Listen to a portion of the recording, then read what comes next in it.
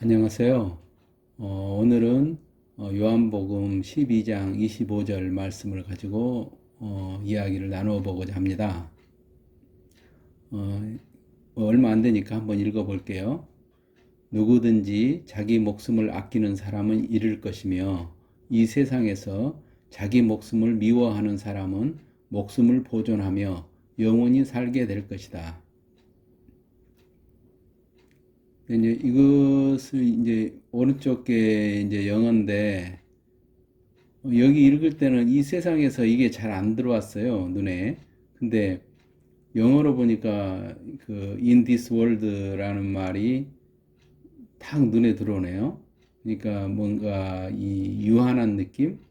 이 세상에서가 이제 그러니까 이것을 다시 뭐 제 식으로 해석해 본다면 이 세상에 있을 때 이 세상에 있는 동안 뭐 이런 식으로 하면 더 의미가 더 확실해지지 않았을까 그런 생각도 듭니다. 근데 이제 제가 이게 참 이해가 안 됐어요, 오랫동안. 이게 뭐 이순신 장군의 말씀처럼 뭐 죽으려 하면 살 것이고 살고자 하면 죽을 것이다 뭐 하는 그런 말씀인가? 뭐 또 아니면 뭐 자기 목숨을 미워한다 뭐 이게 좀 자학적인 것처럼도 들리기도 하고 그래서 이제 참 오랫동안 이해가 안 됐는데 이게 에고에 관한 말씀인가 보다 이런 생각이 어느 날 들더군요. 그래서 이제 그 이야기를 뭐 간단하게 한번 나눠보겠습니다. 저기는 이제 자기 목숨은 에고고요. 옛날에는 에고라는 단어가 없었죠. 그렇기 때문에 이제 자기 목숨으로 이게 에고 중에서 제일 중요하죠. 생존에 대한 욕구 이게 그러니까 그렇게 표현을 했지 않았는가 싶습니다. 근데 이제 여기서 이제 에고라는 것은 이제 작은 IM 그러니까 소아 그다음 하이자와 자 그다음에 유한한 이게 하이자는 유한하죠. 그다음에 그 현재의식 유한한 현재의식 그다음에 피조물 이렇게 좀 대비를 시켜볼 수 있을 것 같아요. 그리고 그 반대편, 에고의 반대편은 무아, 그리고 큰 IM, 그러니까 큰 IM 보통 이제 참나라고도 많이 번역을 하죠. 이제 그리고 하이자에 대한 대입으로는 이제 상이자, 유한에 대한 무한, 그다음에 현재 의식에 대립한 신성 의식, 소아에 대비한 대하, 그다음에 피조물에 대한 창조자. 그러니까 그 이 에고를 버리고 부하 그러니까 큰 나, 상이자, 신성의식, 무한한 신성의식으로 옮아가라. 그러면 영원히 살 것이다 하는 그런 내용인 것 같아요. 그러니까 우리는 이렇게 이제 개체로 존재하지만 실상 인간에게 생명이라는 것을 어떻게 보면 내 소유물이다 이렇게 하기도 좀 곤란하잖아요. 어떻게 보면 이게 물질적으로만 봐도 수없이 많은 생명을 취해서 내가 지금 살아가고 있는 거고, 그 다음에 이제 어떤 기적으로나 이런 걸 보면 어떤 기운을 받잖아요. 하늘의 기운, 땅의 기운, 그리고 이제 사물의 기운, 이런 기운을 받아가지고 내 생명이라는 것을 유지를 한 거니까 이 내 생명이라는 것을 독립된 것이라고 이렇게 정의하기가 어렵겠죠. 그렇기 때문에 이 에고라는 개념은 한시적이고 그다음에 어떤 큰 생명이 필요에 의해서 어떤 또 다른 표현을 하면 어떤 그 신성이 표현을 위해서 임시적으로 있는 어떤 사고 체계 뭐 그렇게 볼 수 있을 것 같아요. 그런데 우리는 이제 살면서 이 에고에 거의 지배당하고 있죠. 그것이 이제 나라고 생각을 하고 그리고 그것을 유지하기 위해서 그 삶을 다 보내죠. 그러니까 직업을 갖고 가정을 꾸리고 공동체에서 뭔가를 하고 하는 것들도 거의 다 자기 그 에고 중심, 그 에고를 유지하고 관리하고 어떻게 보면 이게 이제 탈 것인데 자동차처럼 그것을 관리하는데 평생을 쓰고 그리고 이제 끝나는 거죠. 그걸 가지고 뭘 해야 되는데 이제 그런 의미인 것 같습니다. 그리고 이 에고라고 하는 것은 아까 그 이 세상에서만 in this world 이 세상에서만 필요한 것이고 또 다른 세상으로 갔을 때는 그게 필요가 없는 거잖아요. 그러면 내가 에고와 동일시 했을 때는 죽는 거죠, 이 세상에서. 근데 에고와 동일시를 하지 않고 그 영원한 그 생명 어 그것과 내가 동일시 했을 때 이 세상뿐만 아니고 저 세상에서도 계속 유지가 되는 그러한 존재 상태, 그것과 나를 동일시했을 때, 그랬을 때는 죽지 않는 거죠. 영원히 사는 거죠.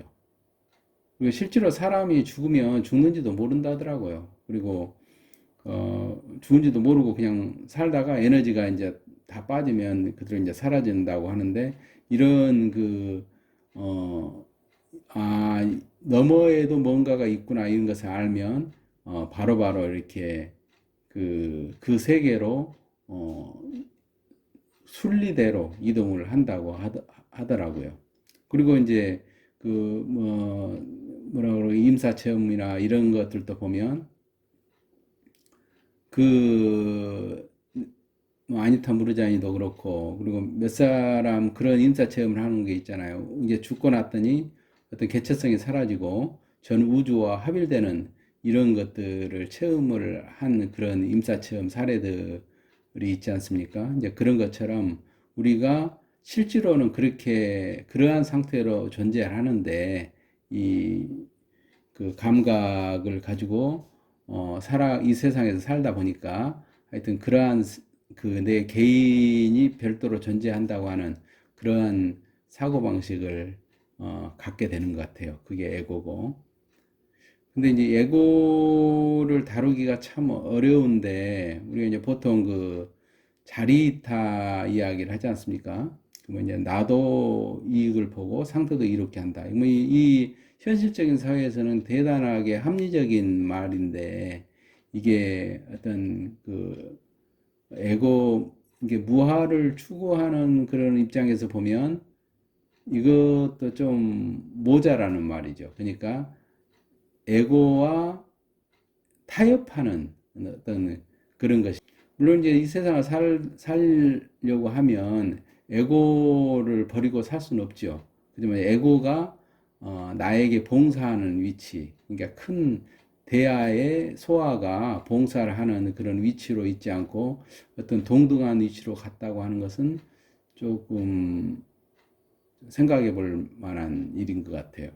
그리고 이제 작은 웅덩이 우화가 있지 않습니까? 그러니까 두 스님이 옛날에 봤어서 기억이 좀 애매한데 두 스님이 길을 가다가 작은 이제 목이 말라가지고 작은 웅덩이가 있는데 그 이제 한 스님은 이거라도 먹고 내가 살아서 가서 불법을 더 공부를 해가지고 사람들에게 펴는 게 낫다 하고 한 스님은 이 작은 웅덩이에 사는 생명체를 죽일 수 없으니까 내가 그냥 이렇게 죽겠다. 그래가지고 그 스님은 물을 마시지 않고 그냥 죽었는데 다음에 이제 정확한 기억이 정확하진 않은데 이 스님이 이제 그 가서 이제 공부를 많이 해가지고 많은 불법을 피고 사람들을 하와 중생을 많이 했죠.